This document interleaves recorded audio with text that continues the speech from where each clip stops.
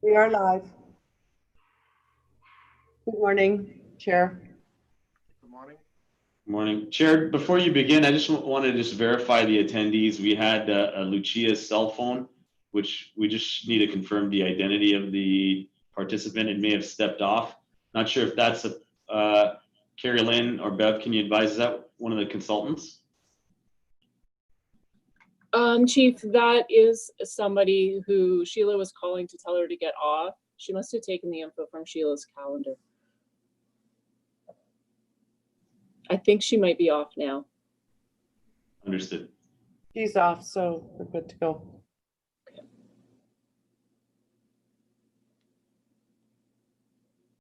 Are we good, Rob?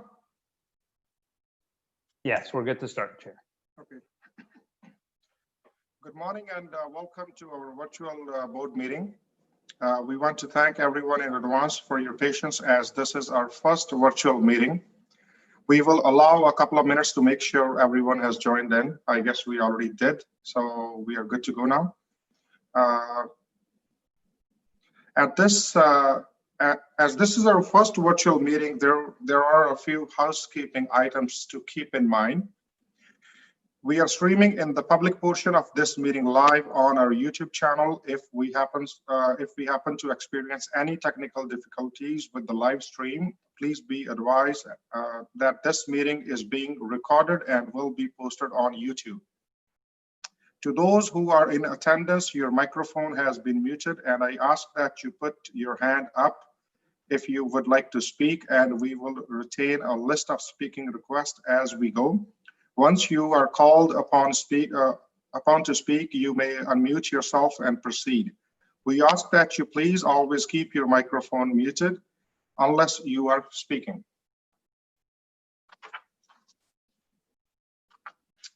As it relates to voting, please raise your hand to indicate your vote when a vote is called. Should you be disconnected from the video call, please rejoin using the link provided.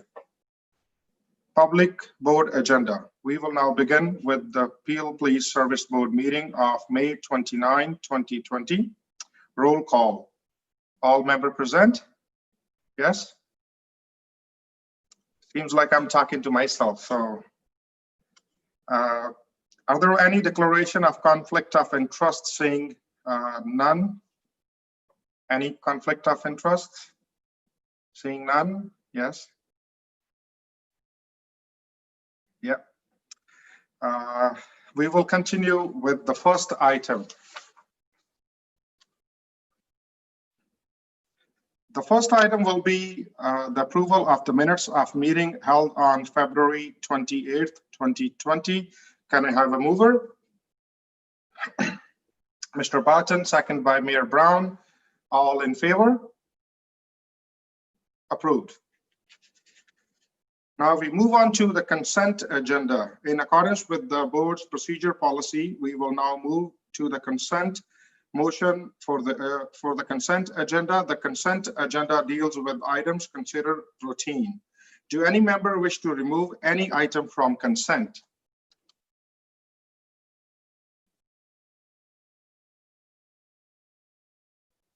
I'll give a minute to look, no problem.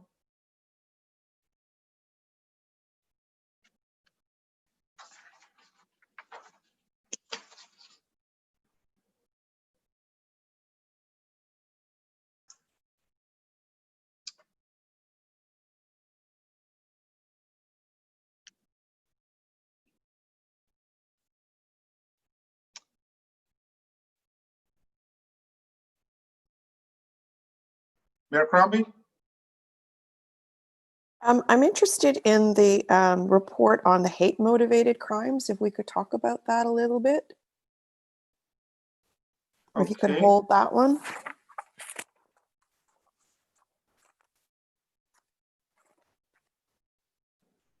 Okay, so do we need a motion for that, or was just understanding?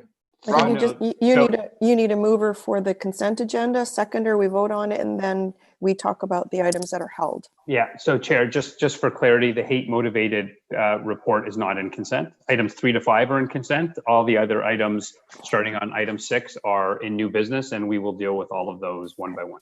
Good. Okay. Is that the same thing you wish to indicate, Mr. Yanika? Yeah, good. I'm good. Thank you. Okay. So I guess we are good to proceed. That item is already not in consent agenda. So having said that, seeing none, can I move a motion to approve item 3 to item 5? So I'll move. Moved by Mayor Crombie, seconded by Regional Chair Yanika. All in favor? Approved.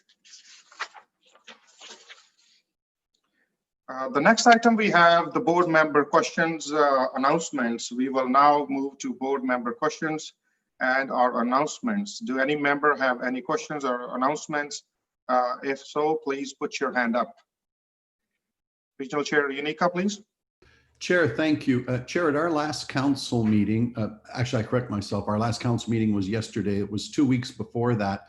Some members of council brought up just some questions with regards to the police moving forward, police budgets, and also about street racing. And so as they directed me, I got a line to our chief just informally to speak to let the chief know those issues have been raised. And I said, I'd like to raise them at the next board meeting. I think there's a hope or a wish that, as has been done in the past, our friends from the police, the chief on down, can maybe attend one of our virtual meetings, perhaps in June, just to give an update of the state of affairs. And what I told them was I would bring my council colleagues at the region, I would bring it to the attention of the chief informally, but I certainly wanted to bring it formally to the attention of the board. And so that is the request on behalf of my colleagues at Peel Region, if we can have the chief and the board come and whoever can attend electronically and virtually, just an update, state of affairs, where are we heading with the budget, the trends that we're seeing.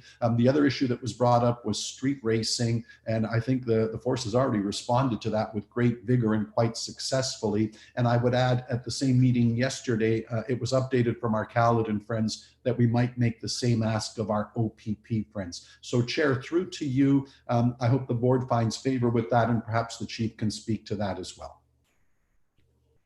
Sure, Chief Duriappa. Mayor Crombie, you're after. Thank you, Chair, and thank you, Chair Yanika, too. And yes, we were very attuned to the fact that the last regional council meeting was, of course, a significant one during the pandemic. And we had our members and our team also participate by watching and made notes, and since then have spoken with Chair Yanika. I just think the board needs to have in full confidence know that we are aware of the financial pressures that both the region and our municipalities and our citizens are feeling. And the impact financially, of course, is also seen here on the police service. But our team is working right now to identify strategies to minimize this financial impact. In addition, I was going to speak to you shortly the ongoing service delivery review that's underway. But despite that, we are undertaking significant efforts to seek efficiencies to reduce budget demands. We know that we have to do our part to minimize the impact on taxpayers. Next week, I should say that the board's Finance, Audit, and Risk Committee is meeting, where we will be discussing with them our budget and our strategy to address the financial pressures. And we look forward to participating at Regional Council virtually, nonetheless, to be able to share some of these activities, and of course to communicate that we are going to do our part to acknowledge the significant impact that the region and the two municipalities are going to be seeing in the year to come. Much appreciated, Chief and Board. Thank you. Thank you. Thank you. Now we move to Mayor Crombie. Thank you. On a similar issue as the latter part of Chair Yanika's comments, is that there has been a general, I don't want to categorize it as lawlessness, but certainly we've seen increased incidents of street racing, speeding, running red lights. And I wonder if the force is observing the same throughout Peel, is it just in Mississauga, just certain neighborhoods. And I wanted to thank you as well for the crackdown, the sting operation of last weekend, where a number of arrests were made, including some criminal charges laid for the drag racing and the gathering of 75 to 100 cars in the outdoor parking lot. People, I guess it's the young people, think that parking lots are the new social cafes, which they are not. And we're gathering to do unlawful things, including drag racing. So I wonder if you may comment on that. But as Chair Unica has suggested, I've seen it myself, and I've been hearing it from all our councillors, and they have complaints from their residents that there just seems to be a general disregard of laws and rules, and the increased incidence of speeding, running red lights, drag racing on our streets, etc. And I wonder if you have observed the same, or is this just anecdotal, and what we can do about it, because we're going to need a solution. And I know that when you do come to council, Chief, certainly the councillors will ask you what's going to be done, what has been done, because I think we've all been seeing it. And I don't know what the explanation is.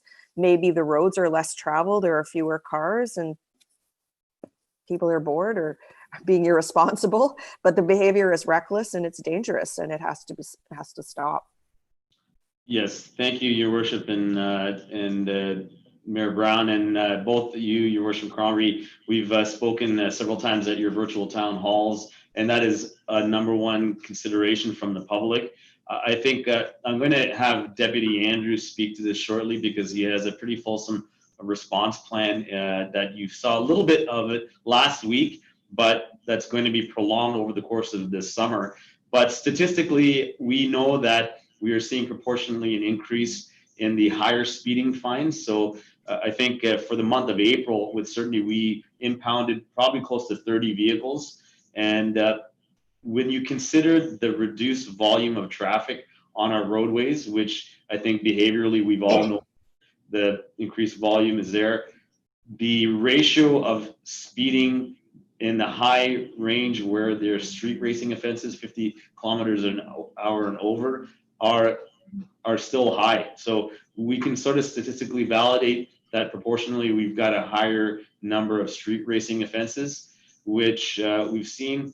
Change in weather also has changed behavior in the congregation in parking lots. Some of them are long-term issues that we've dealt with the divisions. I know Staff Superintendent McKenna has lived that, being up in the north end, and then Mississauga as well. So statistically, yes, we're seeing that. Less volume of people, but the ratio of speeders is higher. And then Deputy Andrews, can I just invite you to comment on the initiative that we are undertaking, short-term and long-term? Yes, just sorry, Deputy Andrews, Mayor Brown wants to add something similar, and then I guess you can speak and at the end.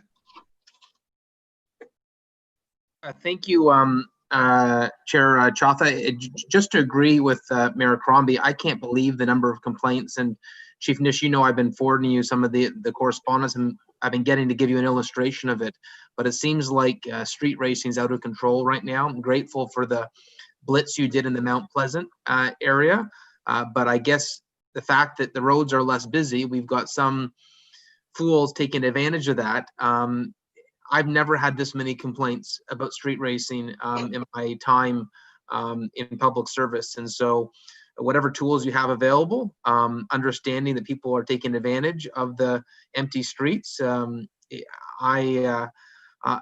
I hope that people are being made example of. I'm glad you put it on the social media, some of the more egregious examples, because hopefully that has a chilling effect for those that think they can quietly get away with this.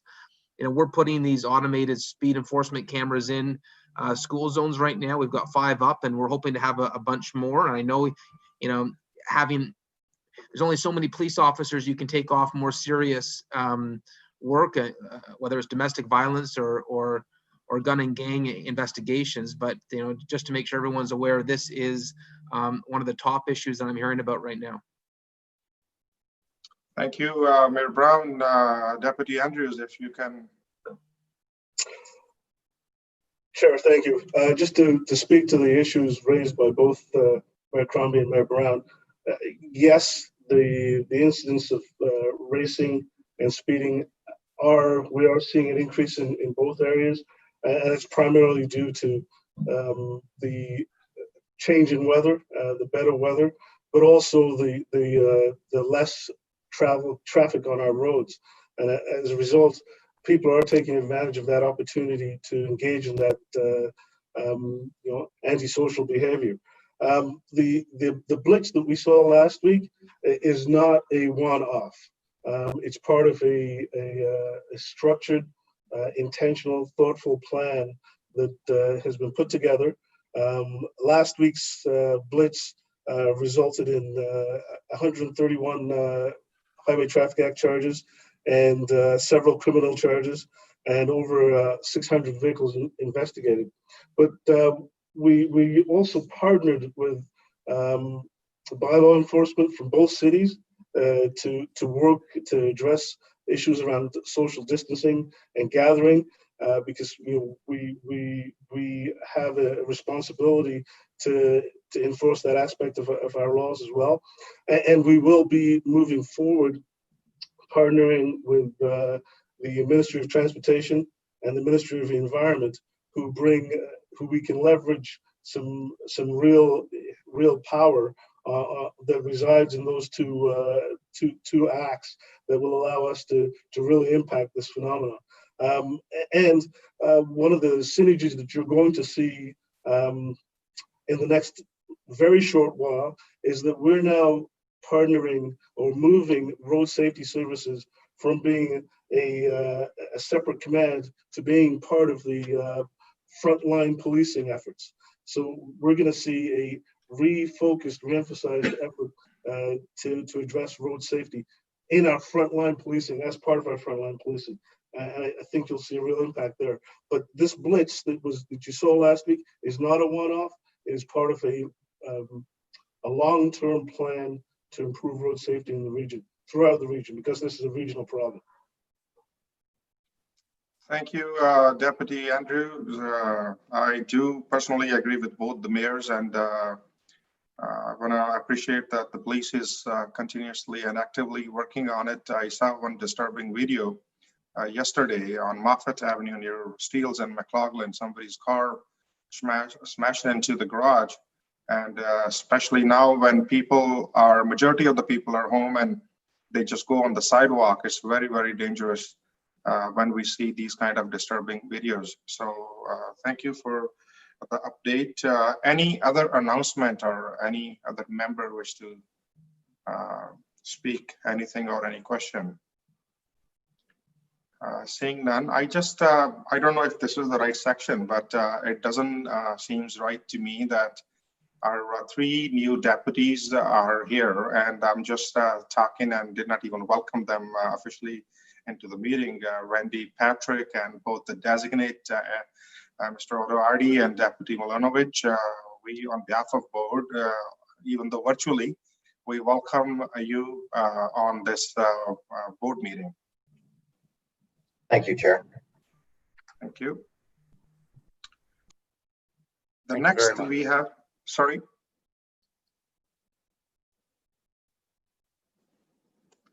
The next we have the presentation. We have one presentation today. The presentation today is from Mr. Kerry Dangerfield, Managing Partner of PRA. Mr. Dangerfield, I now ask that you please go ahead and share your screen with the presentation for the group to see. We will allow Mr. Dangerfield to finish his presentation and then open for questions. A reminder to please put your hand up to be acknowledged. Thank you, Chair. I don't have control of my screen. It will not let me share. The host has to allow me to do that. So if somebody can. I am the chair, but I don't have control either. Mr. Dangerfield and Chair Chadha, while that's being arranged, perhaps I can just make a quick introduction for the board's update. As you know, the presentation is about a community stakeholder input, which is, just to reframe this, is to support your and our board, the board's development of the 2020 to 23 strategic plan. I'm not to take things out of Mr. Dangerfield's intro comments, but we would have by now already had the retreat and an opportunity to frame up the next piece of that. Of course, this is ongoing. There is various aspects to the development of the strategic plan, one of which is the community stakeholder input, which we're going to see today. There is an employee input section, which is from within Peel Regional Police, which is going to be shared with you, the board, in the June 26th board meeting. There's also an environmental scan, which I think is attached today, the SWOT analysis that's come over. And so over the next several strategic months, we'll be able to provide some input that will help inform the board's plan, which I think at this rate, pandemic willing, I guess we're aiming for the fall now. But with that, I just wanted to open some comments. Significant work by Bev Mullins and Sheila Doyle, the planning element of the organization. So Mr. Dangerfield, perhaps I'll turn it over to you now. All right, thank you, Chief.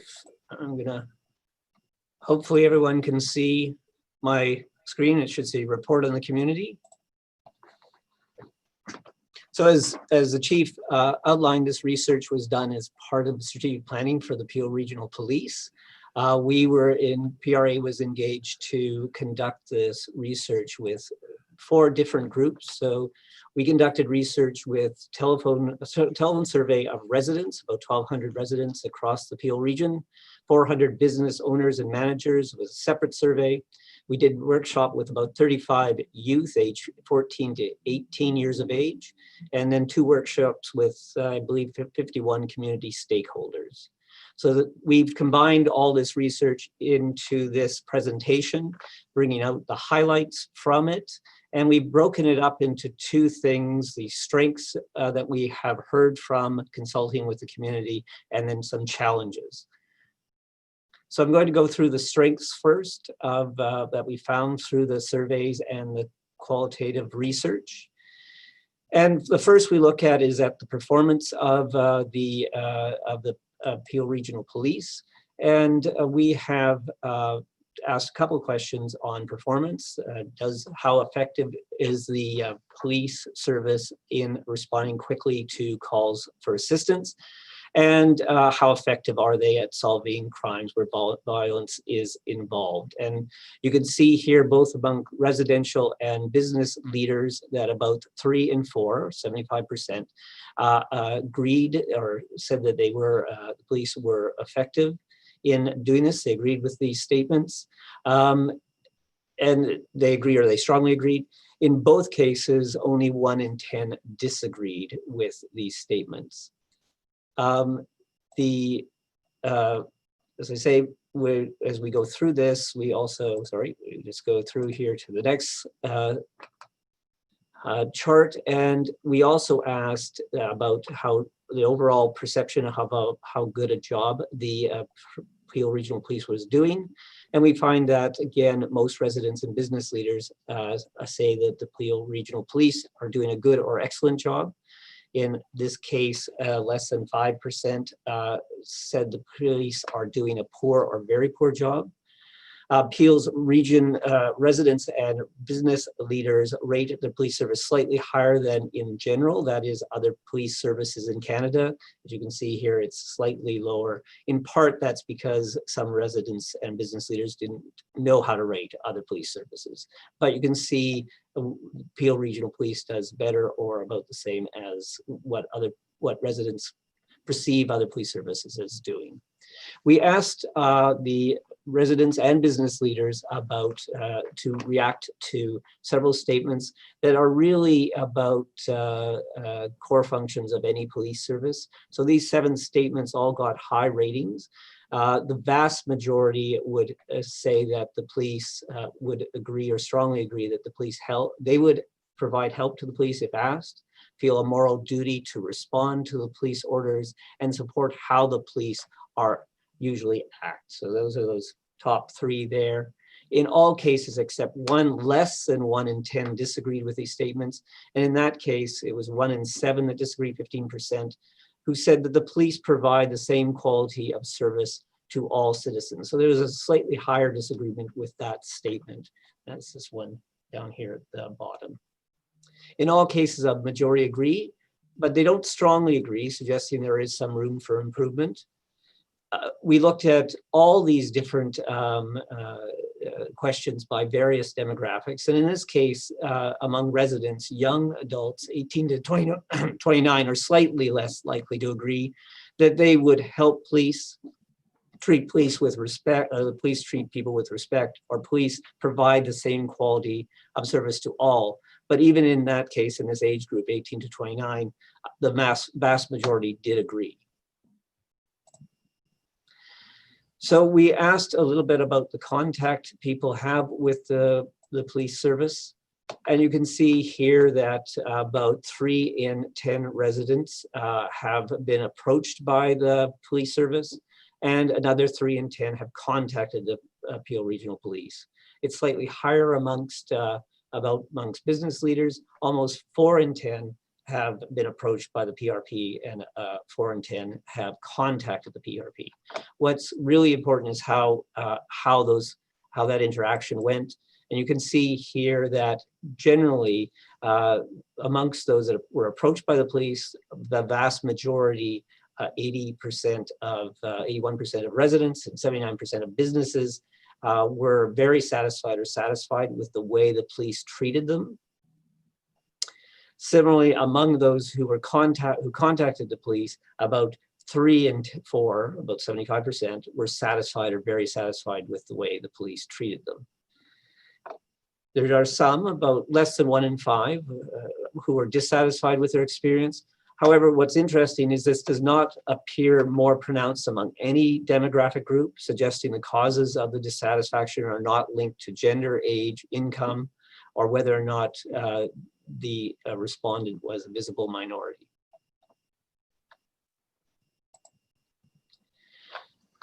We asked people about their satisfaction with their personal safety from crime. The vast majority, again, of residents, 82%, and businesses, about 67%, are satisfied or very satisfied with their personal safety from crime. Satisfaction with the safety does not appear to be significantly different by any of those demographic groups I mentioned earlier. While businesses are less likely to be satisfied, they're not necessarily more likely to be dissatisfied. What happens is they end up in this neutral category. And so you see a growth in that. So they move from being satisfied to sort of a middling position, either satisfied or dissatisfied. So as I mentioned, we talked to community stakeholders, and we had a group or a workshop with youth. Some of the key findings from this is that stakeholders in the community workshop spoke about many positive aspects of the police services, although they also noted where improvements were needed. Most told us that they wanted to work more closely with the PRP and want collaborative partnership with the police service. With such partnerships were seen as key for the successful delivery of any police services. Amongst the youth, we also had a very positive takeaway with the youth themselves mentioning very positive impressions of the police. They use words like protected, safe, friendly, brave, serve, and committed to describe the police service. And it's interesting that high school students want greater contact with police for education and information. So those were what we saw as the strengths of the Peel Regional Police. We also identified several challenges that the police service face. One is around the perceptions of crime and their experience with crime.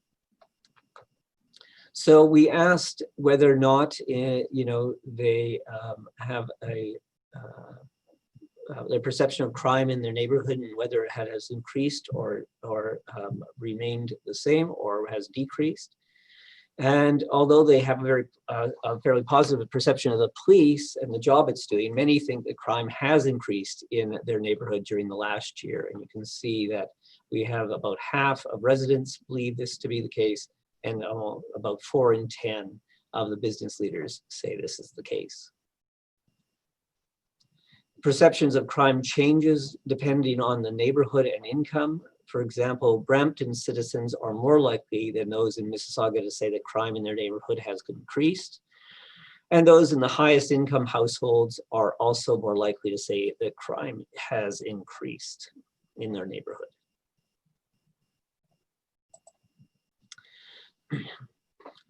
We also asked if they had been personally a victim of crime, and you can see here that about 1 in 10 residents report that they have been a victim in the last 2 years. Businesses, it's much higher, about 3 in 10 say that they has, as a business leader, been a victim of crime.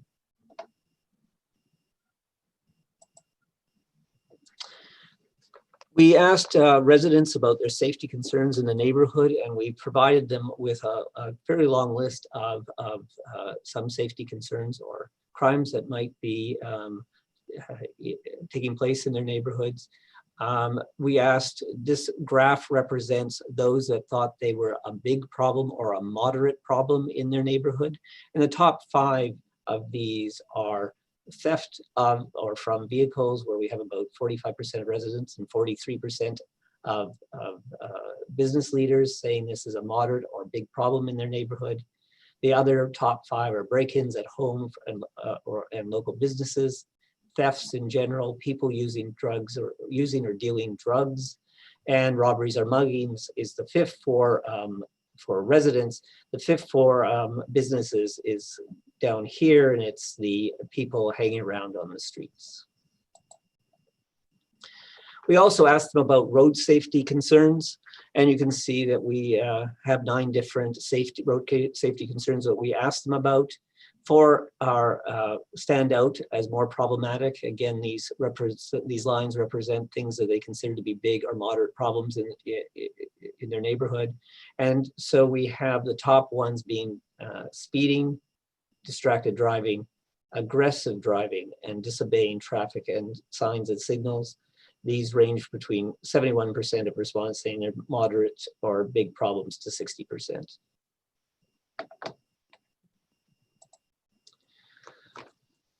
Finally, we asked them about safety in schools, and you can see here that generally citizens tend to rate schools as being more safe than unsafe. With that being said, there is a perception among many that high schools are unsafe, and you can see that almost 3 in 10 residents said they were unsafe, and about 1 in 5 of the business leaders see high schools as unsafe. Interestingly, the youth participants in our workshop say that this perception of high school as being unsafe is exaggerated. In fact, over 8 in 10 of those who participated in the workshop said high schools are safe or very safe, and that compared to just 6 in 10 residents.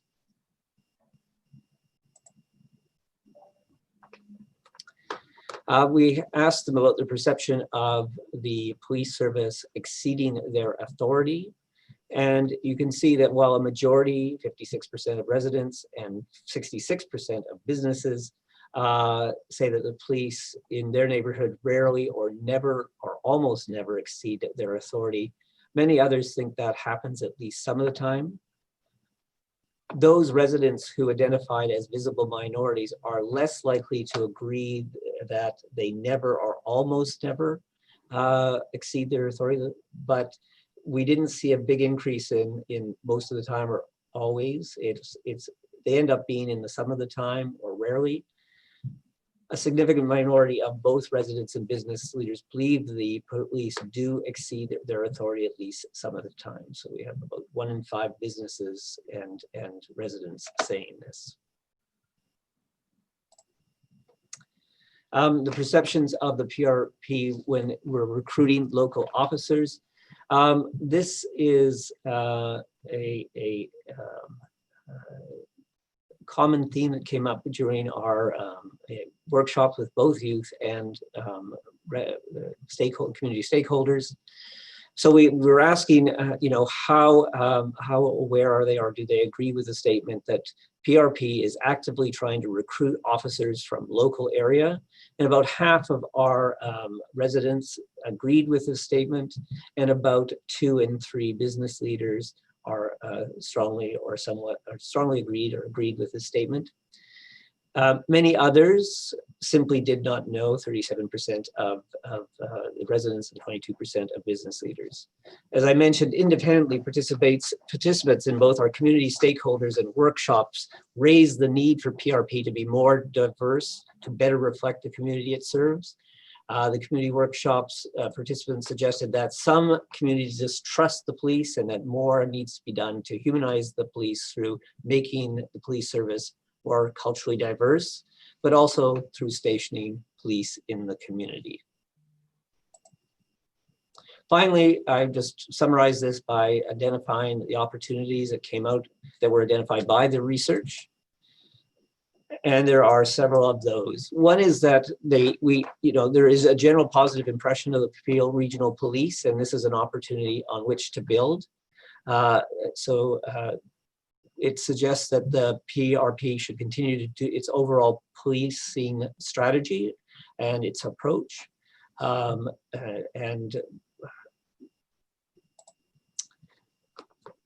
There's some opportunities around equity. Some residents believe that the police service does not provide the same quality of service to all citizens. And while this is only an impression, it is critical that the police service be perceived as providing the same level of service to all its citizens.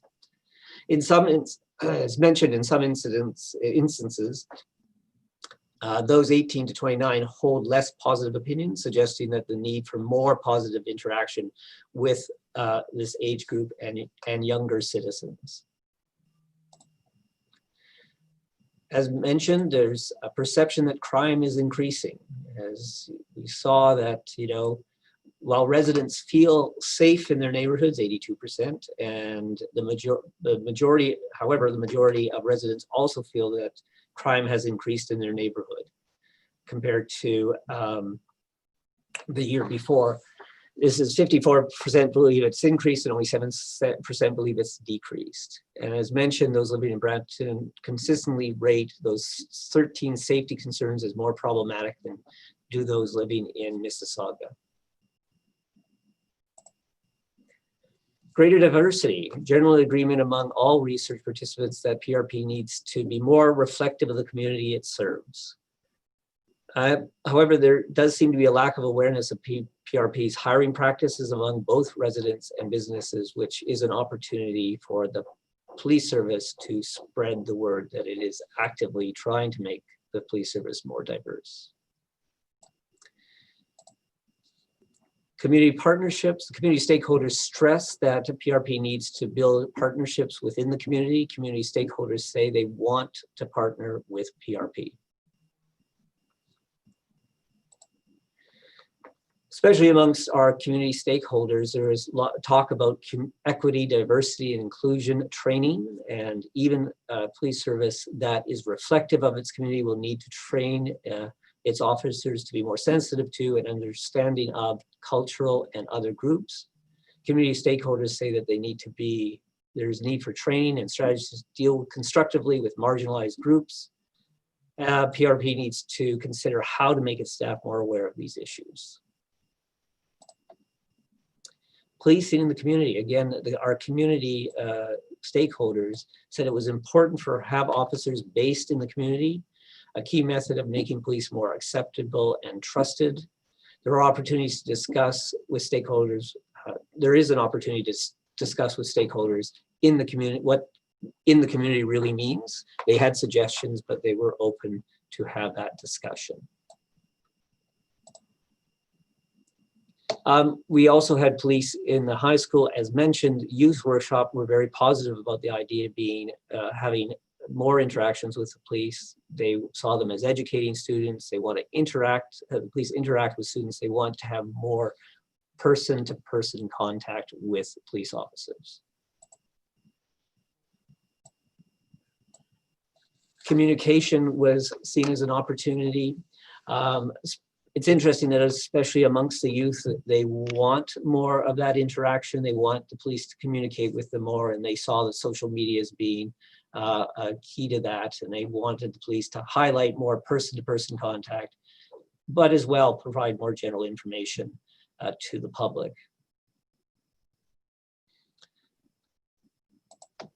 And finally, educating the public. community stakeholders, youth, and others told us that the police is not just about enforcement of laws, but about educating the public about everything from the role of the police to prevention strategies. Community stakeholders are inviting the Peel Regional Police to do more to help the public understand what it does and how it might help. And with that, I conclude the presentation.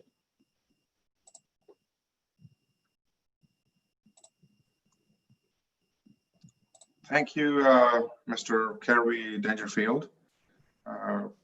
Thank you for your presentation. Are there any board members has any question? I would like to go back to the full screen where I can see the rest of the board members.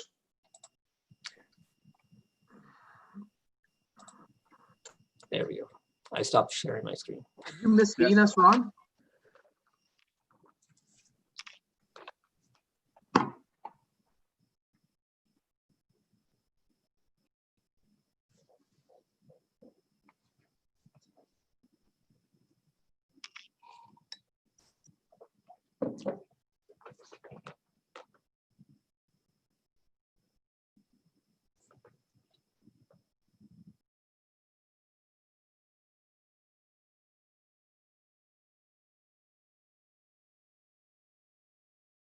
We may have lost connection with the chair.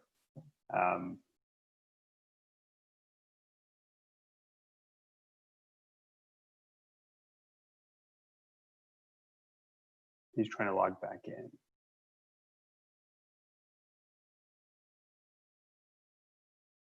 I don't know about where everybody else is, but where I am in South Mississauga, it's quite torrential and thundering and lightning. Maybe he's been kicked off for other reasons. The weather is severe.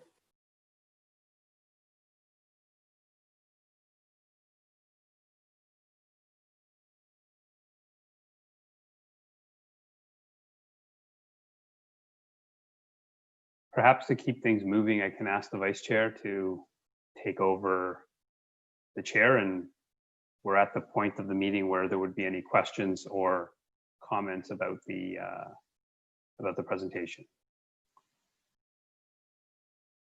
Sure. Is that Ron just joined? I believe so. And to the chair, we have also our corporate services planning research team that help facilitate that there. So some of the team members are available should the chair would like to facilitate questions from our staff as well. Sorry, I had some network issue. So I'm not sure if we were still at if any board member has the question. I saw Chief was speaking. Rob, if you can please update. So yeah, right now I've got Nando first, and then I have Ahmed on the list second. Okay, so Nando, if you can please go ahead, and then we'll have Mr. Attia. Thank you very much. Mr. Dangerfield, thank you very much for your presentation, and I'm going to follow up with a question for you. But really, I have a question for the chief, and I think it's the toughest one he will have been asked since his joining us. Very anecdotal, and you folks know I tend to be this way, but I know I speak for a lot of the mayors and myself, where the events of recent days worldwide, particularly in North America, have got a lot of us concerned. Going forward, there will be tremendous challenges for the chief, and I want to be very, very specific. No surprise to all of you. The incidents that we've just seen in Minneapolis, St. Paul, I think back, I know Mayor Crombie must have the same thought. It was just 3-4 years ago, we spent a delightful 36 hours there looking at their LRT. What a lovely community. We were so well greeted. And then the dreadful events that transpired there just recently that brought about the chaos. And a theme that I'm going to speak to is, in the absence of video evidence, I don't know that I would have believed what transpired. It was just a short while ago, again in the United States, a poor Black gentleman going for a jog ends up dead because 2 people run home, and some of them involved in enforcement, to pick up firearms to shoot and kill a Black gentleman who's running away from them jogging. And the fine point that I want to make is, and it seemed more minor, but it spoke beautifully to what's transpiring, is the events at Central Park just this week, where a gentleman of color asked someone just to leash their dog politely, and she's already on the phone saying, I'm being harassed and attacked by a black man. When the video evidence is very clear, he was quite gentlemanly, and these things are up. The first point that I want to make is, and I'm going to apologize on my own behalf, in the absence of the video evidence that clearly explains what happened, I really feel like a dumb, privileged white guy, because I'm largely incredulous that these things could happen, and yet they happen. So let me come to my question and concern now. Most recently, just across the border from us, another very unfortunate incident that does not involve the Peel Regional Police Force transpired, where a poor woman ended up going over the balcony 24 stories up once the police were called. It was a dreadful moment last night as I'm going through all the news in the evening watching it, and the handful or more of the people involved questioning what the role of the police might have been in that. And me shaking my head saying, you certainly aren't implying the police were involved. Well, they most assuredly are, and that is their lived reality. So Chief, with that roundabout preface, this is an enormous challenge when we get data from Mr. Dangerfield that substantiates percentages of the community don't fully trust our enforcement officers. That concerns me in and of itself as the chair of the region of Peel. But where it becomes problematic, and this is why, Chief, I want to throw over to you now, is we need that community and every community's help to deal with these problems. And if they feel that they're not part of the solution, if they feel they are lesser policed, if they have suspicion about the very people that should be protecting us, we have an enormous problem going forward. Chief, I know you're well aware of this. It's why you're our new chief.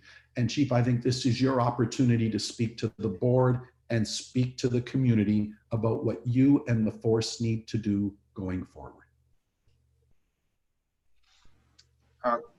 Chair Unica, I think if Chair Chada is the appropriate time to speak to this.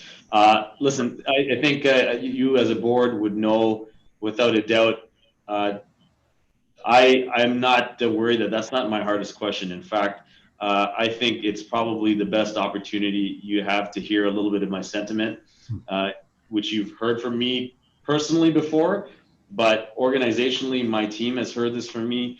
I think the point being is we've had tragic circumstances, not just here within our region, historically, within this country, across North America, which affect all of our citizens and in fact affect all of us.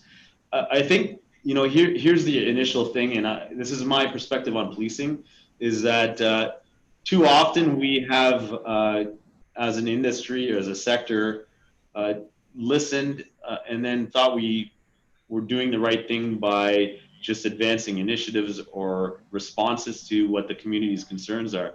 But my fundamental approach to understanding people is that you have to understand the road travel for people, whether they be racialized communities, geographic, whether it be diversity related, business communities.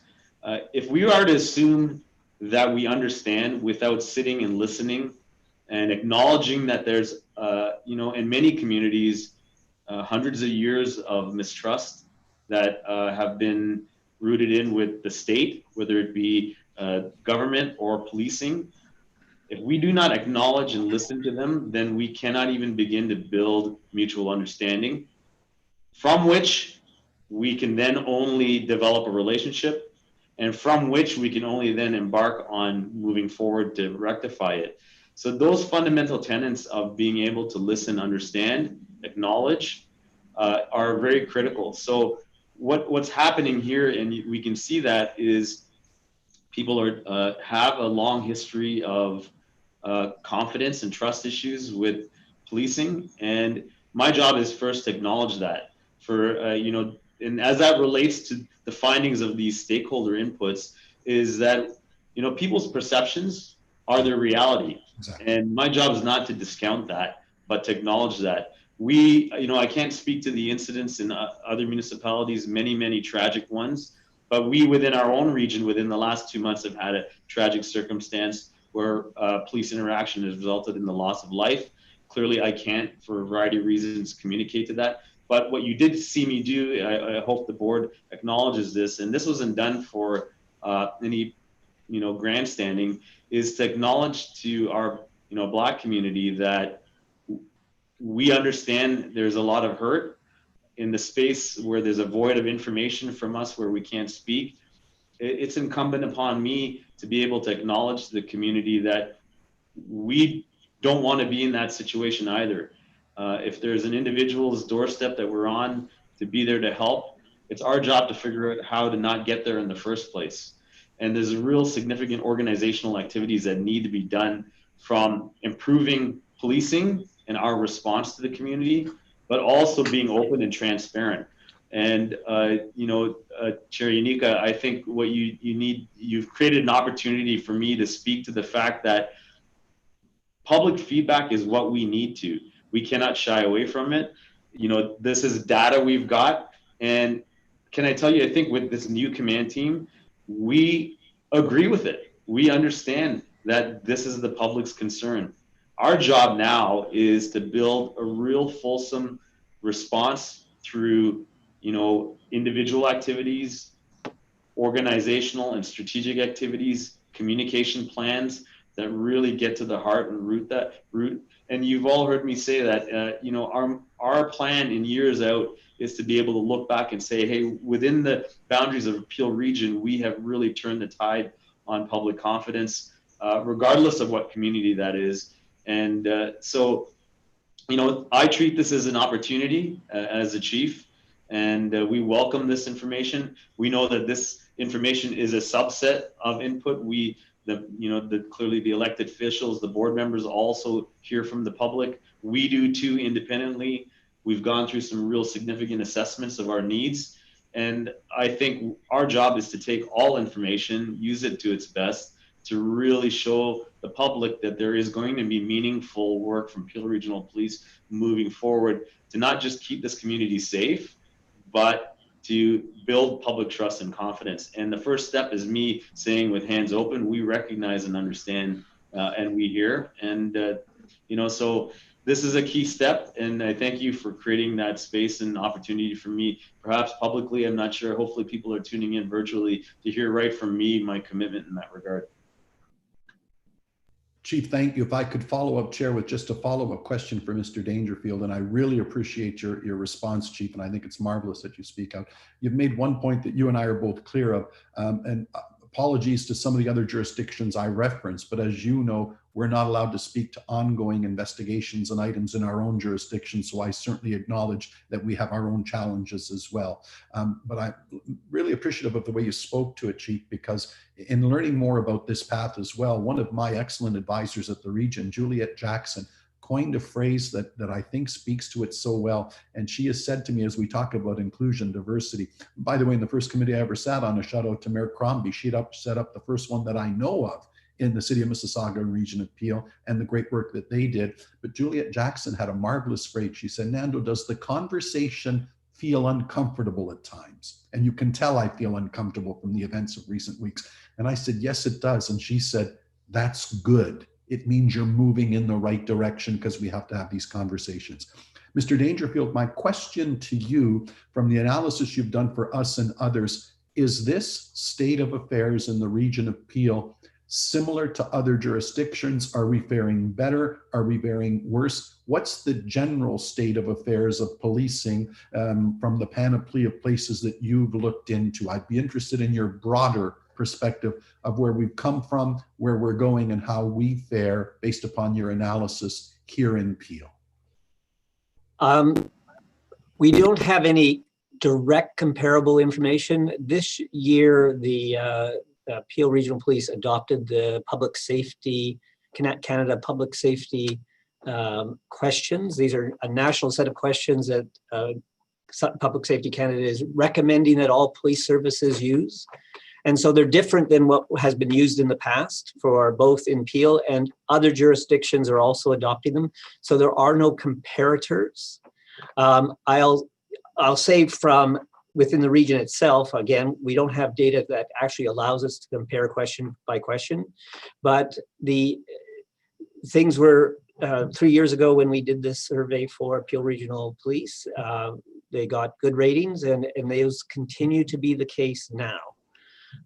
With other jurisdictions that we've done, Peel compares positively to them. Again, because we can't make that direct comparison, and with survey research, the questions have to be the same, and they have to be asked to a general population that's similar. So it's hard to make that comparison, but I didn't see anything that made us go, oh, look at how different Peel is from other jurisdictions. Thank you, Chair. Yeah. Thank you, Nando. Thank you, Mr. Dangerfield. Next, we have Vice Chair Atia. I believe he likes to speak. Thank you very much, and thank you for this for the work we've done on. It's going to be very useful in our strategic planning exercise coming up soon, hopefully, when we can go on that retreat. My question to you is, what is the, in terms of the various groups that you surveyed, what were the size of the groups? What were the, do you have data on the nature of the respondents, particularly the youth? How did you actually go about getting youth to participate in this? Just give us a bit more, perspective on the sample group of people you surveyed.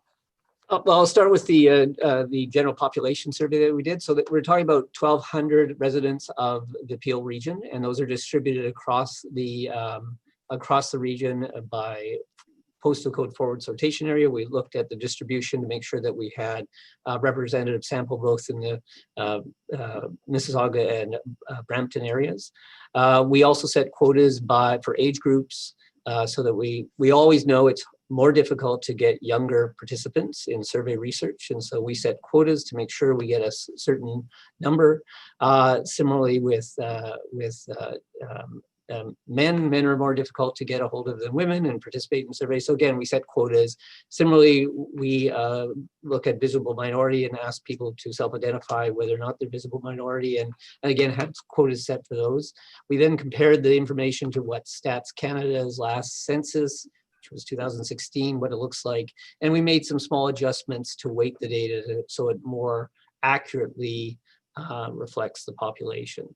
For our and so we're using a sample that's both landline based and cell phone based so that we get the widest possible individual population to actually draw from. For our participants in the youth workshop, those were recruited in a couple of ways. We identified youth as households that had young people as part of the survey and recontacted them and invited some of the participants there. The police had some contacts with representatives from high schools that we also contacted. We actually asked the people that we contacted to recommend somebody else that we could contact. So the 35 youth that showed up were a good mix again and from across the country, across the region. And although it's not a workshop or anything, isn't representative of a larger population because we can't, it's a different thing. 35 is only representative of itself. We did get a good mix of individuals in those groups. Sorry, just to follow up, the workshops you had with community stakeholders, what do community stakeholders mean?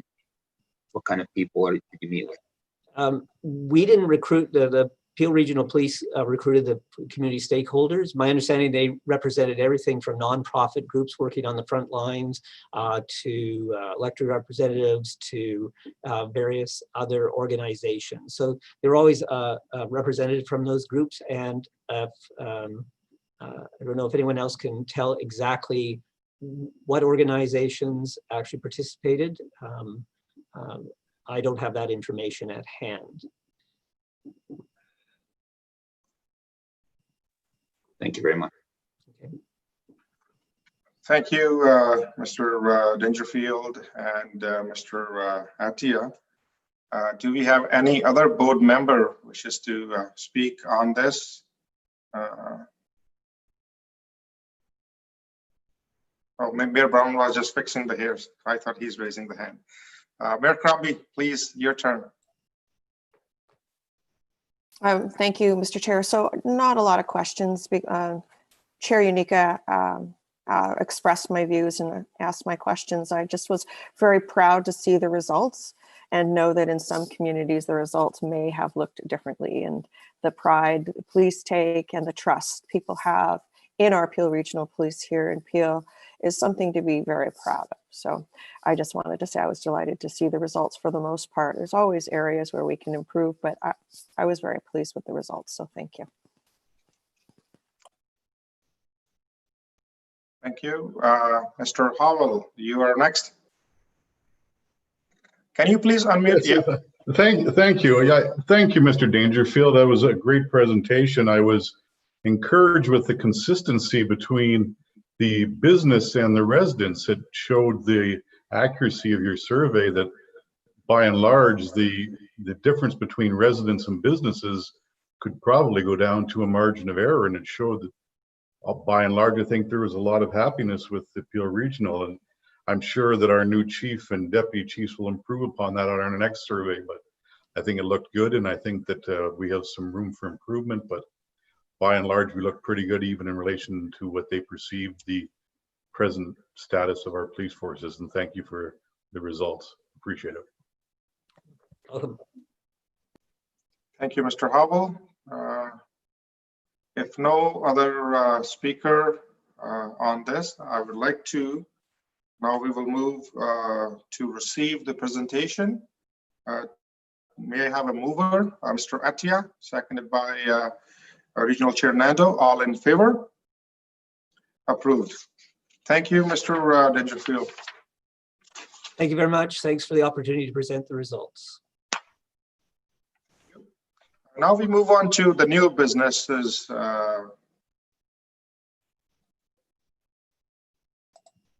Next, we have item number 6, 2020-090N, supply and delivery of conduct energy weapon accessories for Peel Regional Police. Chief, would you or someone on your team like to speak on this item? Yes, very briefly, as the board would know, our officers and provincially mandated are to have tasers, a less than lethal option, which has assisted us in mitigating a lot of risk. And this is just the incremental supplies of the maintenance cartridges. Deputy Patrick can clarify if there's anything need to be mentioned out of here. And I'll just mention, Chief, if you don't mind, this is for a 60-month period, 5-year period. The amount you see is just for the initial year, and that's the $263,345. And then, of course, we're requesting that based on budget approval, that you also grant increases to that amount over the terms of the contract.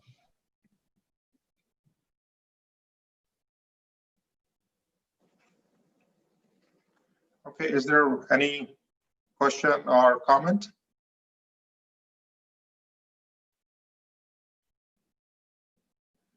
Seeing none, can I have a mover and seconder for this? Mayor Crombie, seconded by Mr. Boughton. All in favor? Okay, approved. Next, we have item number 7, which is the Collision Reporting Center, CRC, privatization. Chief, would you or someone on your team like to speak to this item, please? Sure. Again, I think between Deputy Patrick and I, we can speak to this. Of course, this is a change in service delivery, which we recognize is an important one for us to have open and transparent, and for the public and the board to be aware of. It is one which will result in an enhanced service delivery to our public in terms of reliability, quality, and consistency, efficiency as well. It does represent a marked departure from how we have done it in the past, which is uniform officers doing low priority accident reports, which come in at the moment to our stations. But we not only understand that this is improvement in efficiency and service delivery, it is also, given these times where, the board and the public have asked us to look at how we can more appropriately use our resources and sworn members to an increased capacity, will also give us a return on that. The ability to negotiate with ASSI, which is the largest sole provider essentially in Ontario and outside of Ontario for collision reporting services, will not represent a cost to us. And the way that works is, as you know, there is a cost for insurance companies to obtain accident report information. That fee will be absorbed by ASSI in order for them to sustain the service delivery. We essentially give them the space within our police facilities. Since we've begun discussing this with the board, we're looking at minimum 3 in the region. At the moment, there are 4, and part of the reason for that is, we need to just enhance and streamline business process so that we have a proper connection to the public.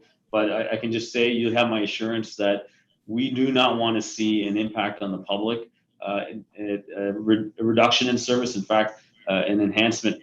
We have, perhaps ensured that we spoke to some of the comments and considerations that the public or the board might have.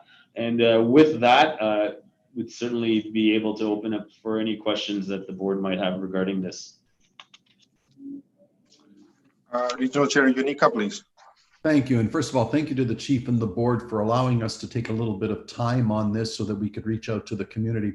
I should add as an aside, for some that might not be aware, in my previous life of 30 years as a councillor in Mississauga, I spent about a quarter century of it as chair of the vehicle licensing. So I know a little bit about cabs and limos and tow trucks because I spent a lot of time immersed in that field. And so at first, some members in the industry, when I said, be aware that this is coming forward for the sake of transparency, some were a little bit concerned because it represented change. And so I was grateful the board and the chief were good enough to say, let's table the report, let everybody have a good look at it. And chief, in credit to you and to Deputy Chief Patrick, let me tell you, when they read the report, it really does speak for itself and how this really does make a lot of sense going forward. So it's very rare that, having had the opportunity, the people in the industry that were at first concerned said, we see the merit in what's coming forward, and so we have to accept it and hope that it's a better system going forward.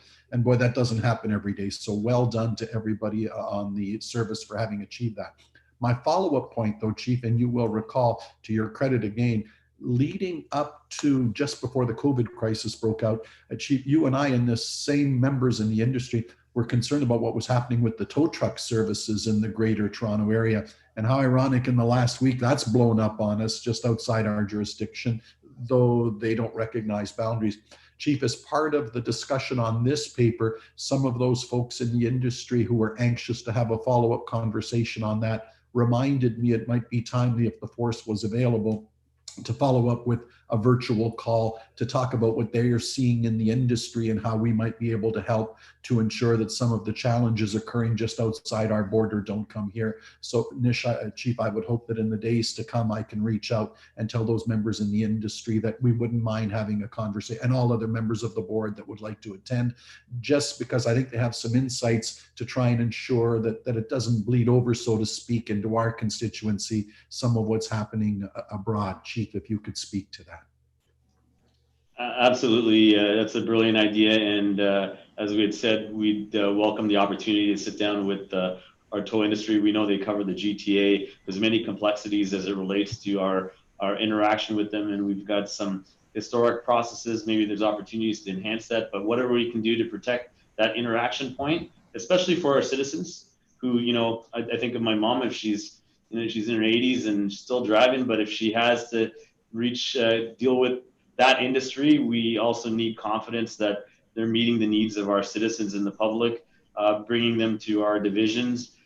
And as it pertains to this board report, that industry still has the opportunity to bring citizens unimpeded to our divisions, and we look forward to continuing to work with them. Thank you, Chief.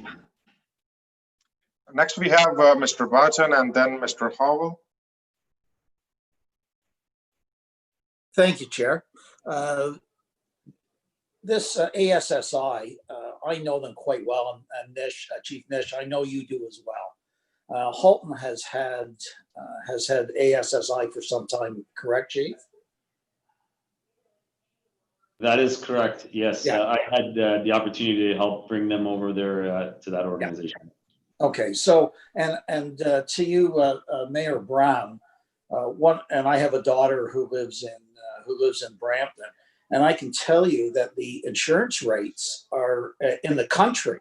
The worst insurance rates for the residents is in the city of Brampton, and the reason it is not because there's more accidents, but there's more fraudulent activity in the city of Brampton than there isn't anywhere in Canada in these automobile accidents, and the way with the tow trucks and all the stuff, and we know that's been on the news. What ASSI does is takes a lot of that away, and a real accident, the way it's reported, the way the insurance companies are contacted on all the stuff that goes on, takes away a lot of that fraud. And I think for you, Mayor Brown, this and it won't happen overnight, but over a period of time, I think we'll see some very positive things on insurance rates in the city of Brampton, where they will come in line with those in Caledon and in Mississauga as well.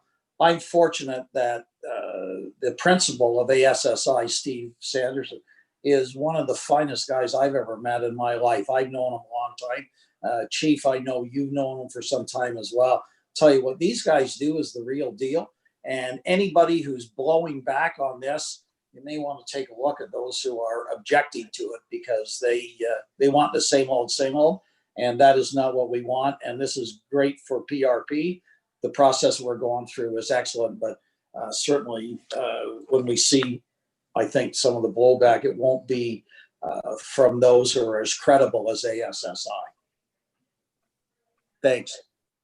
Thank you, Mr. Button. Next, we have Mr. Howell. Thank you, Mr. Chairman. Al's made a lot of the good, Mr. Burton's made a lot of the comments I was also thinking, and I'm encouraged that the chief is previously dealt with ASSI. That's very encouraging.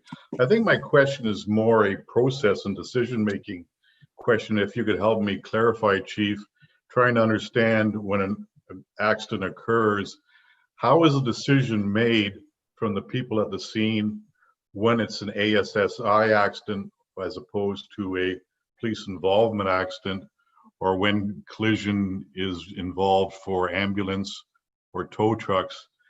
How do we make that decision, or who are the decision makers to convert that to a full police investigation or ASSI? Thank you, Mr. Hall, for the question. And it's a good question and a good opportunity to just really explain how that interaction actually happens. So the good thing, I guess, before I explain it, is moving to ASSI will not change that process, and so it still always ultimately comes through our 911 communication center for non-emergency or emergency calls at present. And it won't change as we move forward, even with ASSI. What happens is that the call taker has a conversation with whoever phones in the motor vehicle collision to make some levels of discernment. And those discernments are based on a certain set of thresholds, which include, property damage to trees, fences, the injuries, of course, criminal activity like a fail to remain or a pedestrian injury. All of those ones, whether they be impaired driving, signs of impaired driving, there's a level of discernment made by the initial call taker who will decide whether to dispatch an officer or have the individuals, if it's a low-level fender bender in a vehicle, have them come to the station. So what happens now is that we will enhance that discernment process. ASSI has a really fulsome set of questions which are added on to our internal processes for the dispatcher to make. And the best part about this is many of the accidents sometimes require the officer still to go and attend the scene. Nothing precludes us from responding, which won't change in this regard. In this case, nothing will be absorbed by the civilian dispatcher anything above and beyond what is already occurring. For example, right now, if a motor vehicle collision were to occur, we are still proceeding through the same process to have vehicles attend our divisions. So that won't change. In fact, what will happen now is we'll have more clarity from what ASSI is willing to accept. And in areas where we are not confident, an officer will always go. And just, I'm going to use this as an example. If we have the scenario where it's my mom who's in her 80s and we just don't want to make her drive into a division, we'll always have an officer go regardless of it being a low priority call. So service delivery will always be the foremost, but the initial discernment will come from the call taker with a set of preset conditions. If there is any gray area in that at all, we'll have an officer go and validate that. And the officer can make an assessment.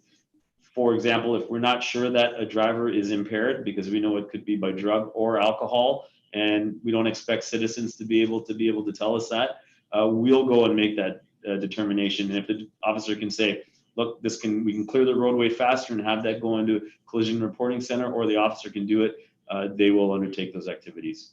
So as best as I can, Mr. Howell, I've tried to just sort of flesh out a little bit of what that process looks like.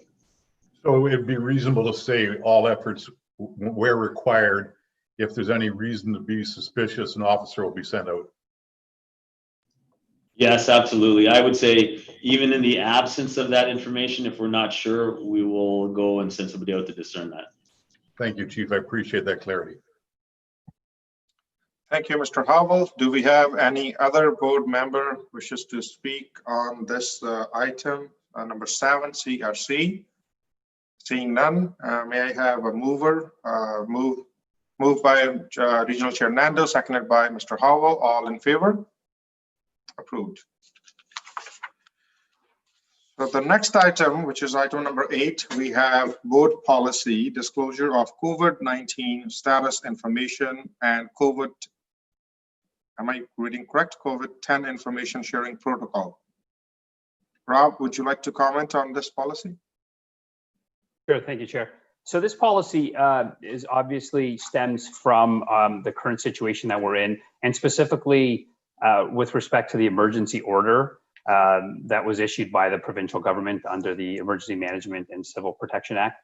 And the essential crux of the new policy is that it does allow for first responders to have access to any positive case status of individuals, with the aim to ensure that appropriate measures are taken to protect police personnel when responding to calls. It also outlines and clarifies some of the information sharing protocol that we've talked about in the past as a board.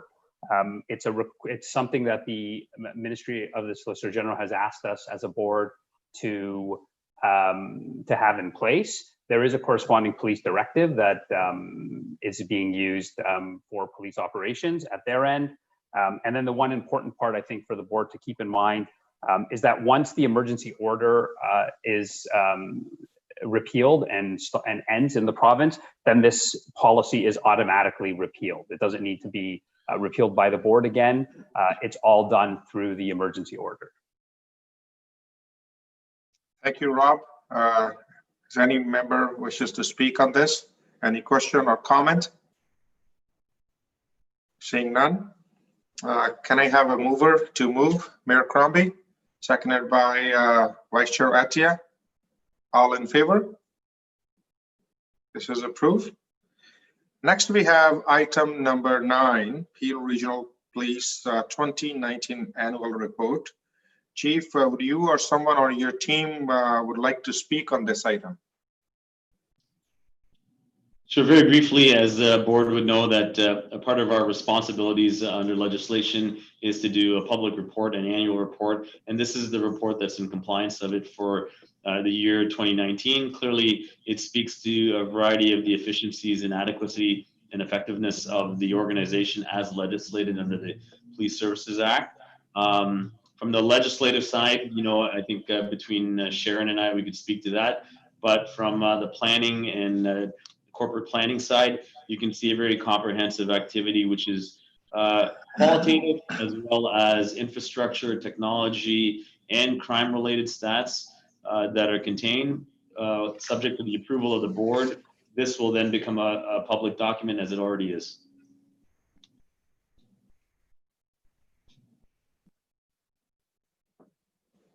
Okay. Is there any question, comment by any board member? Vice Chair Ratia? I just wanted to share that. I mean, I read through the report. It's very good, very professional. There's one thing I noticed just on the internally on, maybe we, next time a recommendation for this one, we can highlight our chaplaincy, which is a very important service to our officers. I found that, I think it's missing. Maybe I missed it, but possibly it's not. Thank you. Thank you, Mr. Tia. We'll certainly make sure we showcase that in the next year for sure. Absolutely. Any other member? If not, looking for a mover and seconder. Moved by Mr. Howell, second by Mayor Brown. All in favor? Approved. The next item, which is item number 10, we have hate-biased motivated crime report. Chief, would you or someone on your team like to speak on this item?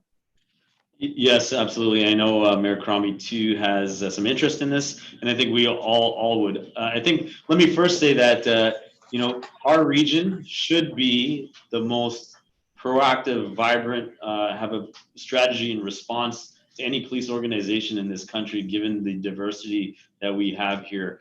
I think we would all agree, and I think maybe some of you would remember a story that I relayed the first time I met you all about the experience of how hate crimes and hate-motivated crimes can have impact, not just on individuals, but families and children for many, many years. So, you know, first things first is you need to know that this is going to be #1 priority for this organization, not that it has never been.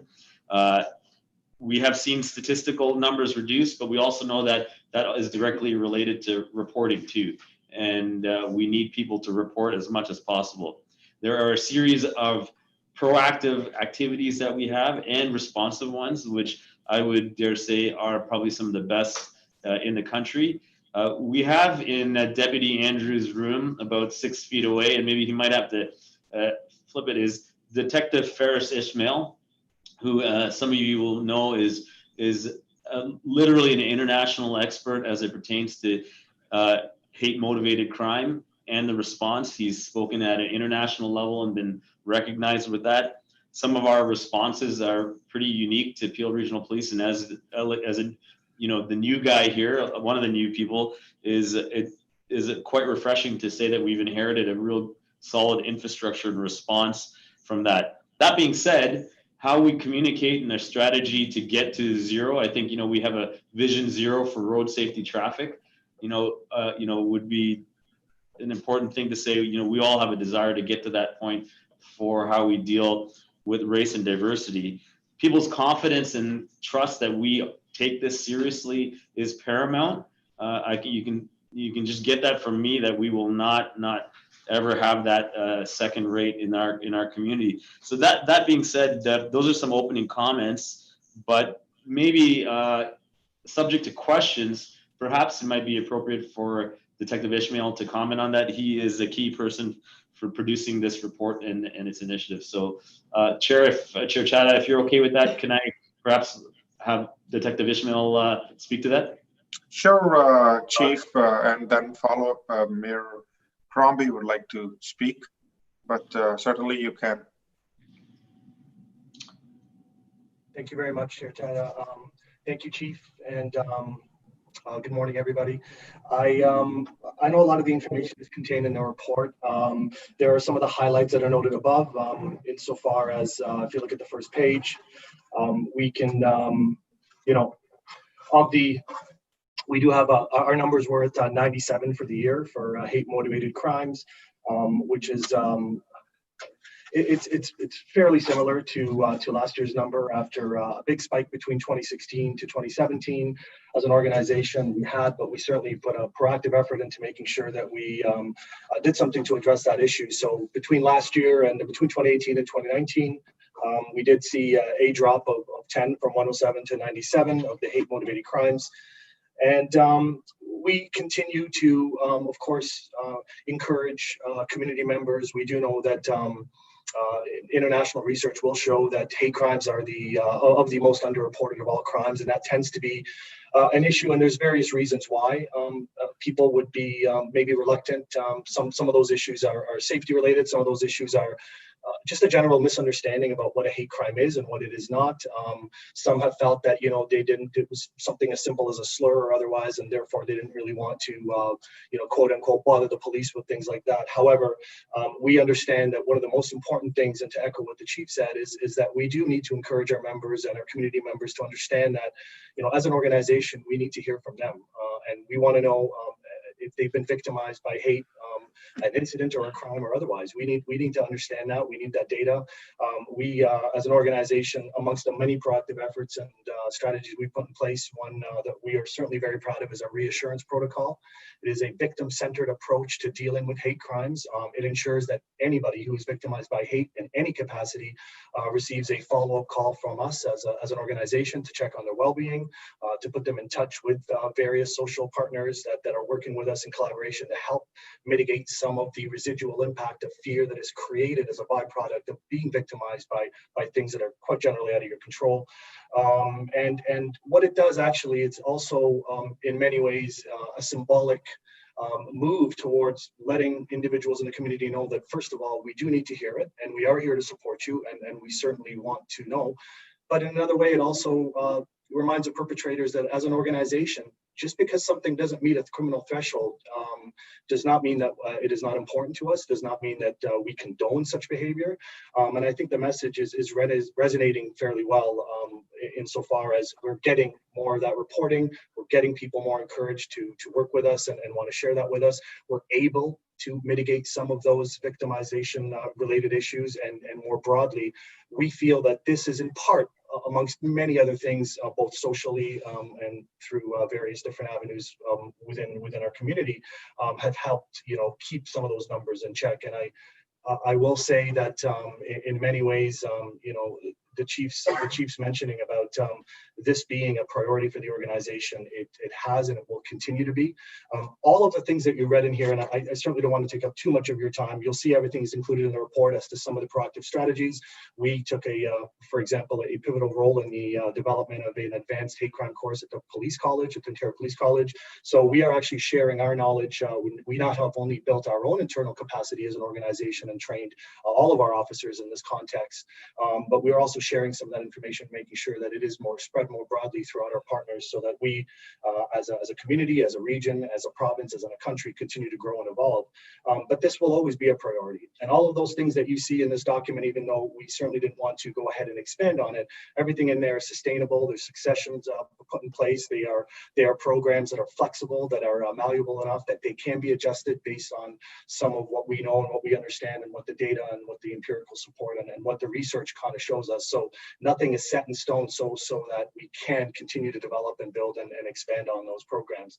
I quickly want to touch, because I know it's something of importance. We're 2 years into our Safe Place program as well, and I can tell you now we're up to 46 businesses, almost 200 locations, nearly 400 stickers that are affixed to various businesses.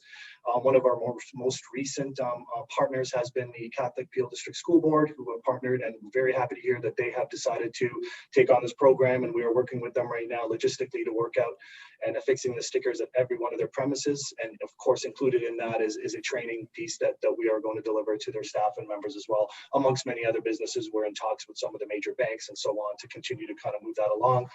From a training perspective, I can quite tell you that as an organization, we have done, and we've done a lot of work insofar as making sure that all of our officers at various ranks and in various bureaus understand what hate is, understand how important that that victim-centered approach is, understanding how important that interaction with those victims when it does happen at a first instance, how important that we do approach those situations with compassion, with empathy, with an understanding. And we always strive to make sure that we look at every single one of these incidents through a victim's lens. We err on the side of caution when it comes to the designation of these issues, because only then can we truly understand, and we need to be able to see it through that perspective to truly understand some of the residual effects of it, and making sure that we do, take what we need and do what we need to do as an organization to help mitigate some of those, victim issues and some of the problems that arise from it. So these are just some of the things I wanted to touch on for this report. As far as the data and the numbers, they're in there. If I know Mayor Crombie had some questions, if anybody has any questions specific to that, I'll certainly be happy on behalf of the organization and my team to speak to those. Thank you. I can see Mayor Crombie is writing down things, so she has her list ready. Well, this is always of interest to me. We do try to create a tone of, at the top, a culture of inclusivity, respect, and celebration more than just tolerance. Tolerance doesn't go far enough. So I am interested and encouraged, is the right word, that incidents are declining. I'm also wondering about the ability to make arrests and whether the charges stick. I was just reviewing the notes of 2017, 2018 that primarily 2 individuals were responsible for a number of the threats, and it sounds like they had negotiated lesser charges and a lot of education and efforts to denounce crimes. You want to speak about those individuals and what happened, and how easy is it to make hate-based crimes, the arrests stick, and what sort of penalties? Yes, I think, from a judicial perspective, of course, we as an organization make every effort to, arrest and hold those responsible. And ultimately, we do work with our crown attorneys, those that are, put in place and have this as their mandate, to make sure that we put every effort to make sure that the evidence is presented clearly and in a manner that that speaks to, and again, taking a victim-centered approach to everything that we do within the hate crime context. That is very, very important. I think that with our judiciary, I think you're starting to see a broader understanding about these issues and how important it is that we do make sure that if and when those charges are laid, and just to be clear, the majority of the charges that you see here, yes, they are hate crime charges, but they're not necessarily charges that fall within the 3 main, hate categories under the criminal code. Those are willful promotion of hatred, public incitement of hatred, and advocating genocide. But they're rather crimes. They are assaults and threats and mischief that are hate motivated, so that the evidence that we glean and our officers glean and would speak to, enough of a threshold to suggest that in part or wholly that they are motivated by hate. And what happens is that once those charges are laid and once those convictions are set, those are actually considerations that are taken up, without getting into the section based on section 718 of the criminal code. It's actually considered an aggravating factor, which would then give the judges an opportunity to, add on to the sentence, or add certain, programs, or you put things in place, or have them go to some type of counseling, or just kind of, add on to the sentence itself. So they're considered aggravating factors. So I think without going into and lacking the data and the empirics to support this, but I can say that, the majority of those charges, because of the criminal element, are in fact, we find that they are convictions. And I think that our judges and our judiciary are very alive to the fact that these aggravating factors are real, and that the fear that, hate and bias and intolerance creates has a residual effect. It can last for years. And these are things that impact, when small children are unfortunately, witness to some of these, egregious acts that are happening in front of them, to their loved ones, and just, the ripple effects of that. So I think we're starting to see a clearer understanding, a broader understanding. We have worked with our judiciary in a training capacity when we can. We do work very closely with our assigned crowns, and we are seeing an uptick in that. But this comes back to, again, as an organization, once we set things in motion, and once we put that package through, and our officers are highly qualified and trained, of course, as an organization, I can tell you that we're very proud of that.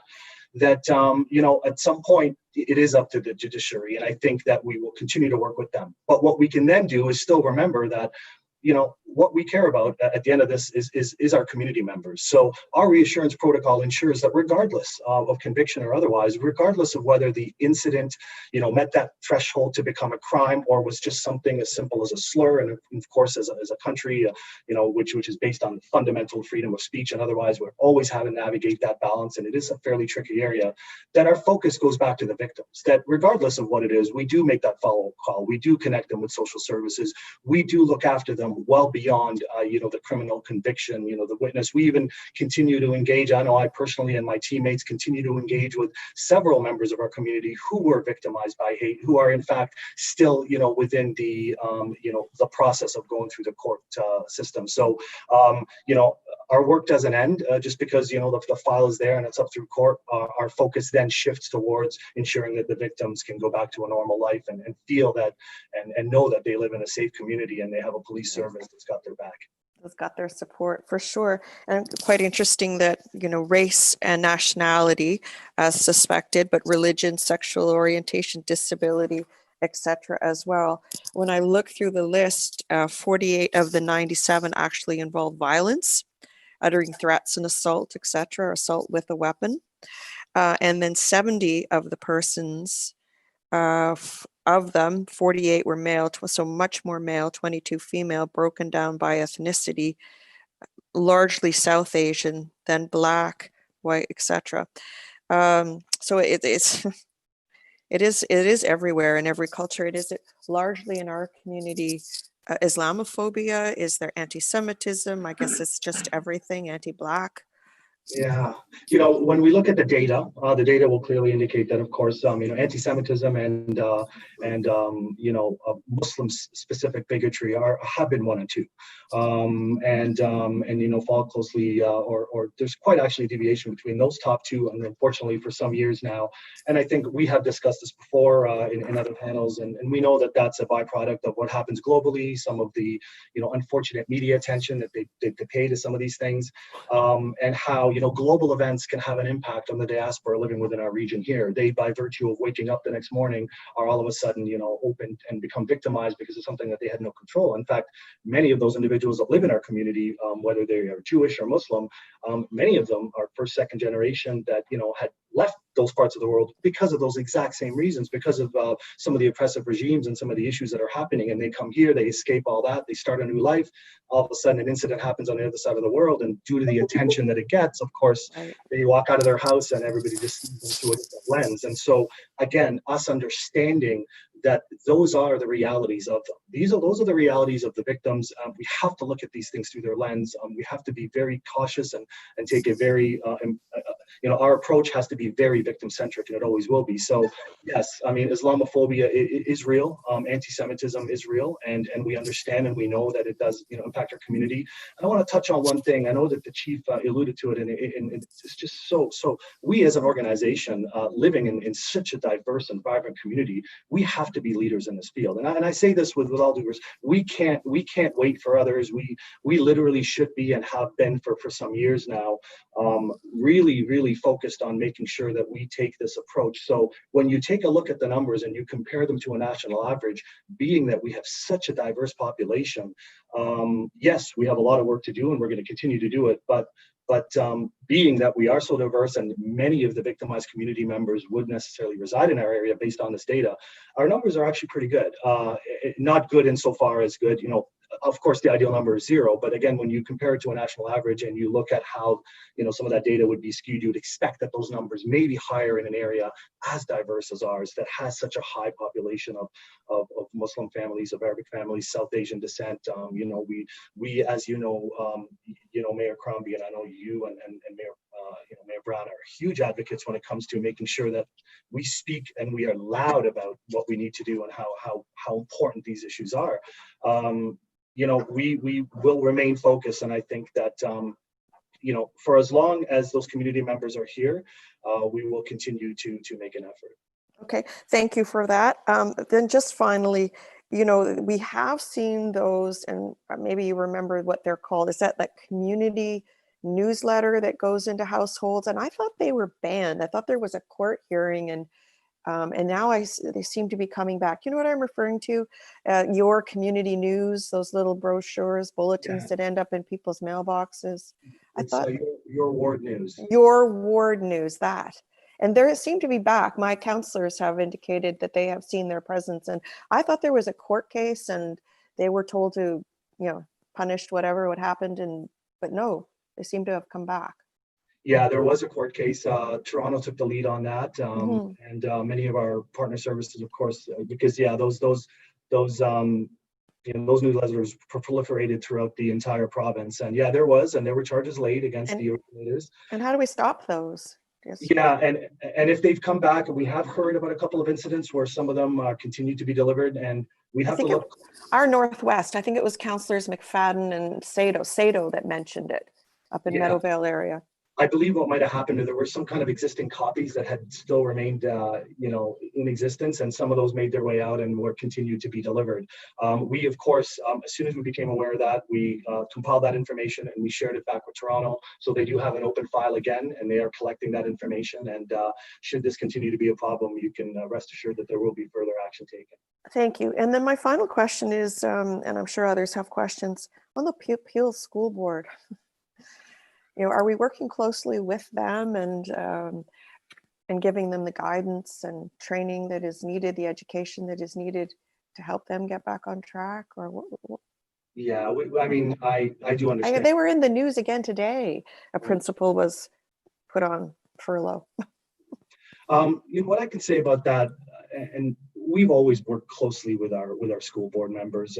We worked closely with the principals. I know we've done presentations to their staff, all the way from the superintendents down. We've done various presentations specific to violent extremism and the nexus to hate crime and otherwise. We work closely with our Peel District School Board members as well, and we're always here to help. And I think that's really what I can say about that. Should they want anything from us, training or otherwise, we'll continue to collaborate and work together. And they know that we're always here, and we have actually, I've had, several in-depth conversations with some of those members about our policies, procedures, and what we can do to kind of move this along and just become, more conscious and cognizant of what we say and how we say it and how things can be interpreted. And I think that's a very important piece. And have they reached out? Will you be doing training, or do they have some professional services coming in? I'm not sure. I think between Deputy Andrews and I, we can speak to. I'm on almost a regular cadence of every other week with the director and superintendents. Okay.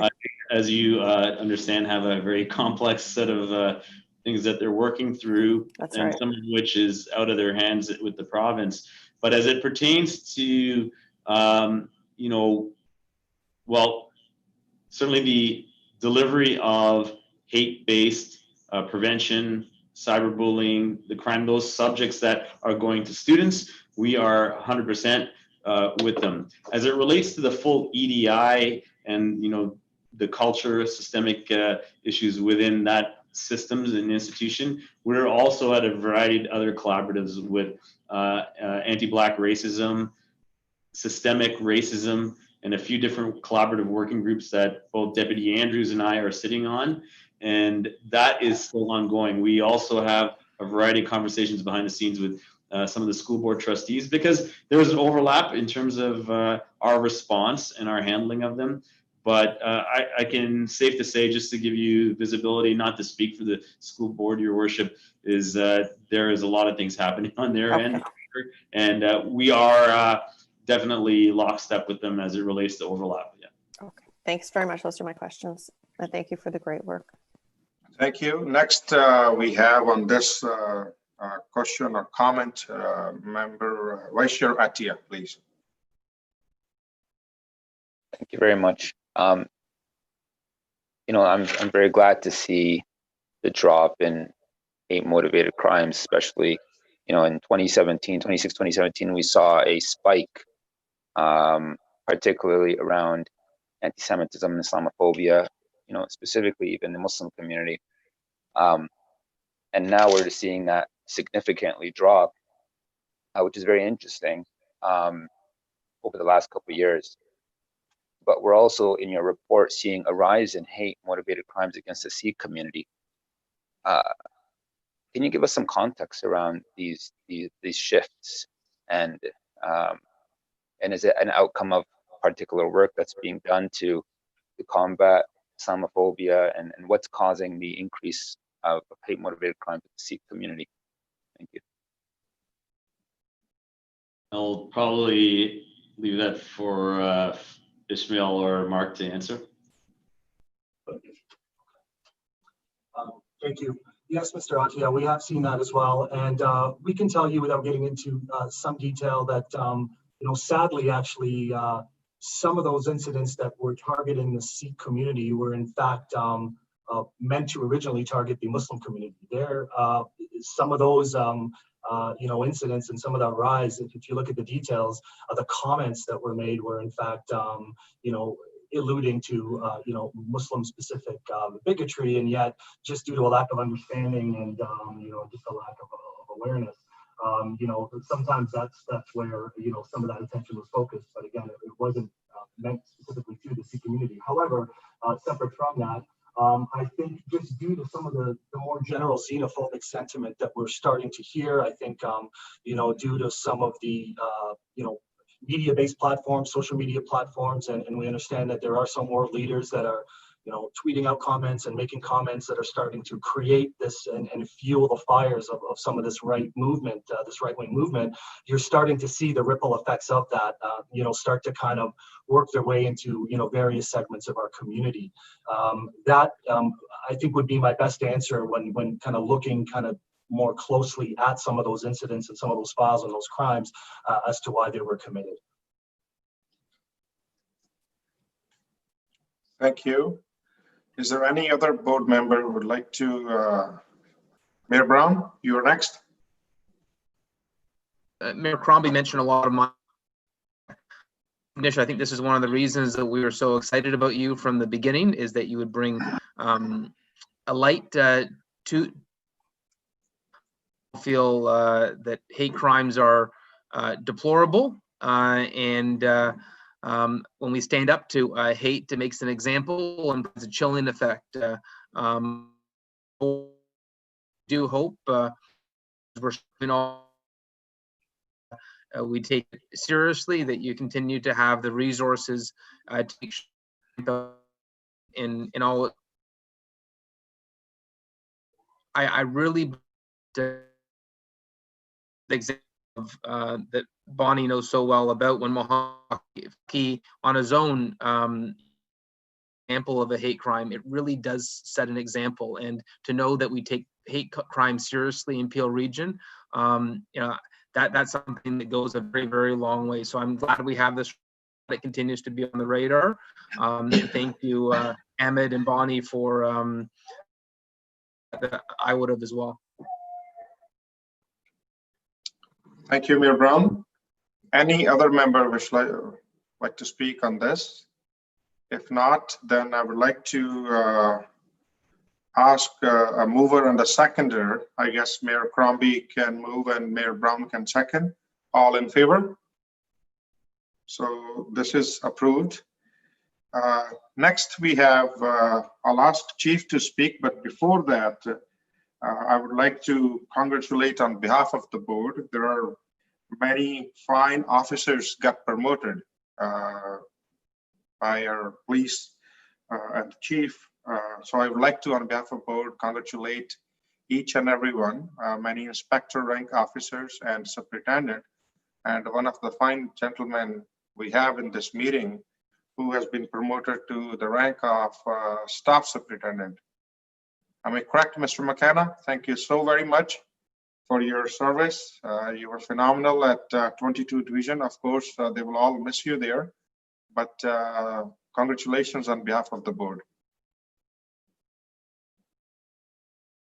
Thank you, and to just to round out the final part of the public portion, I just wanted to thank the board for their continued support of this organization during this time. As you know, since I've been here, we had a lot of secondary and tertiary activities to see through, not just the confirmation of 3 deputies But I just wanted to highlight that in the last 2 months and almost concluding today, we've identified and promoted over 30 sergeants and staff sergeants in this organization. 12 as of today, 12 new inspectors, which you've been emailed just the faces and profile, inclusive of 7 superintendents within the last several weeks, and then, as you know, staff super in McKenna. So, those are the people. They're the heartbeats in their assignments and chairs, which are, and I should let the board know that this Sunday, the 31st, we will be implementing our brand new PRP organizational restructuring, which, and just for the public's awareness, we're going to be doing a really overt communication piece next week, which is going to highlight our emphasis, and as you've heard before, on really modernizing community policing and service delivery at the front line, which the public's going to see. It's really to build resiliency and look at upstream opportunities to mitigate risk in this community. Things you've been hearing me say. We've got the people now, we've got the org chart, and we're ready to get going. The other big piece is really actualizing on innovation and technology and strategic initiatives. We know in this day and age where budgets and finances are really we need to be better stewards of what we've got. It's even more important for us to find ways to increase public safety through innovation. And so these things are really big, and they're just about to take seed this weekend, and I'd be remiss not to mention that to you. Finally, I just think the board, as my due to commitment to the board, is that, as you recall, at the end of 2019, the board asked myself and the organization to commit to a service delivery review. Despite the pandemic, we've continued at full pace with that. Have had PricewaterhouseCoopers come alongside of us, some key individuals that are really attuned to the policing community. We have a couple of smaller final short steps, milestones in the next week or two to finalize it. We intend on coming back to the board in the June meeting to present our findings. There is a milestone that we anticipate by June 12th to have a final report by PwC in hand. And just, sort of as a teaser, I guess, the number one focus is obviously on facilities, which is a key important evolving need as a community proceeds, but that's deeply intertwined with staffing and deployment and people. The other areas are on the organization itself, and latently behind that, process and data and technology, all resonating themes, but we're hoping that it will come at a good time with a new organization and the board who's going to be looking at a strat plan. We are, just wanted to let the board know that that has not suffered despite the pandemic. Mr. Chadha, those were the 2 big updates I wanted to convey to you. Thank you, Chief. Before I end this public portion, I really want to thank our board staff, even though they work hard always, but in this special occasion, they put together a nice Zoom board meeting. So thanks to Rob, our executive director. Normally we thank everyone, but not you. And of course, Luca and Lorena, and I'm sorry if I miss anybody else. On behalf of the board, I would like to thank each and every staff member. They're working, whether they're working from home or they're at the board office, they are doing a very, very good job. So that concludes our public portion Peel Police Services Board meeting. Thank you all for your patience as we navigate through today's virtual meeting. Please stay safe, everyone. We'll adjourn for 5 minutes, and then we move to in camera through our teleconference call. Thank you, everyone.